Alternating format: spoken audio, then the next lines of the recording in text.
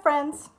I have a book today that's called The True Story of the Three Little Pigs by A. Wolfe, as told to John Sheshka, illustrated by Lane Smith.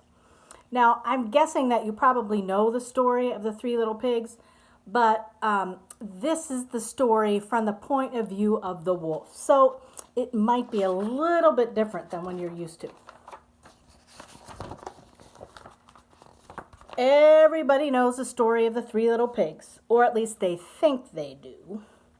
But I'll let you in on a little secret. Nobody knows the real story because nobody has ever heard my side of the story. I'm the wolf, Alexander T. Wolfe. You can call me Al. I don't know how this whole big bad wolf thing got started, but it's all wrong. Maybe it's because of our diet. Hey, it's not my fault wolves eat cute little animals like bunnies and sheep and pigs. That's just the way we are. If cheeseburgers were cute, folks would probably think you were big and bad too.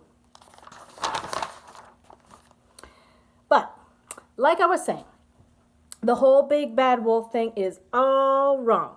The real story is about a sneeze and a cup of sugar. This is the real story.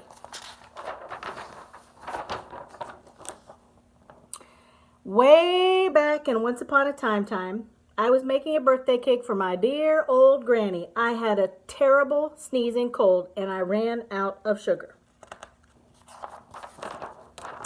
So, I walked down the street to ask my neighbor for a cup of sugar. Now, this neighbor was a pig. And he wasn't too bright either. He built his whole house out of straw. Can you believe it? I mean, who in his right mind would build a house out of straw? So, of course, the minute I knocked on the door, I fell right in. I didn't want to just walk into someone else's house, so I called, little pig, are you in? No answer. I was just about to go home without the cup of sugar for my dear old granny's birthday cake. That's when my nose started to itch. I felt a sneeze coming on, and I huffed, and I snuffed, and I sneezed a great sneeze. Choo! And you know what? That whole darn straw house fell down. And right in the middle of the pile of straw was the first little pig, dead as a doornail. He had been home the whole time.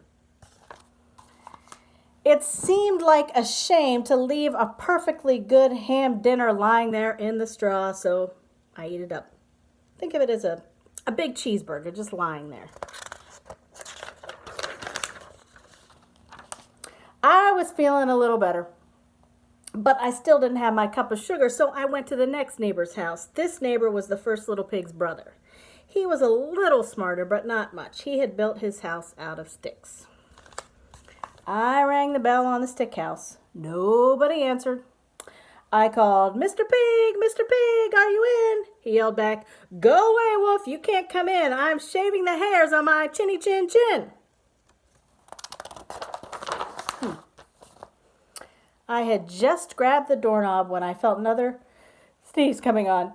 I huffed, and I snuffed, and I tried to cover my mouth, but I sneezed a great sneeze. Choo! And you're not going to believe it, but this guy's house fell down just like his brother's. When the dust cleared, there was the second little pig, dead as a doornail, Wolf's honor. Now, you know food will spoil if you just leave it out in the open. So I did the only thing there was to do. I had dinner again.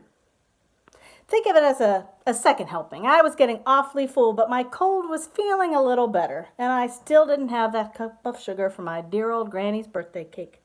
So I went to the next house. This guy was the first and second little pig's brother.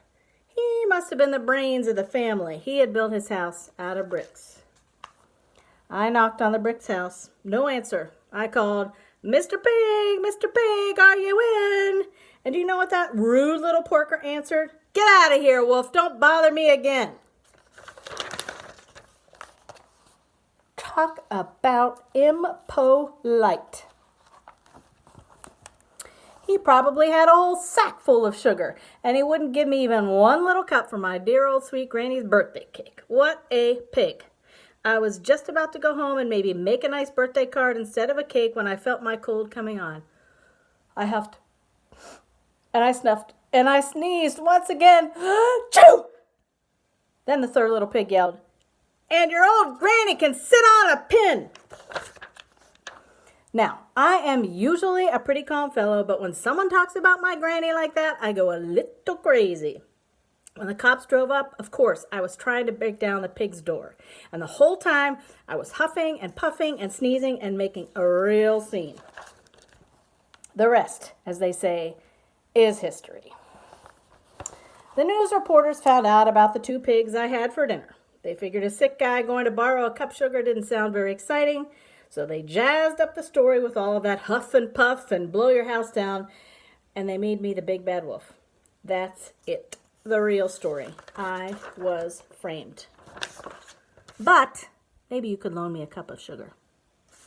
The end.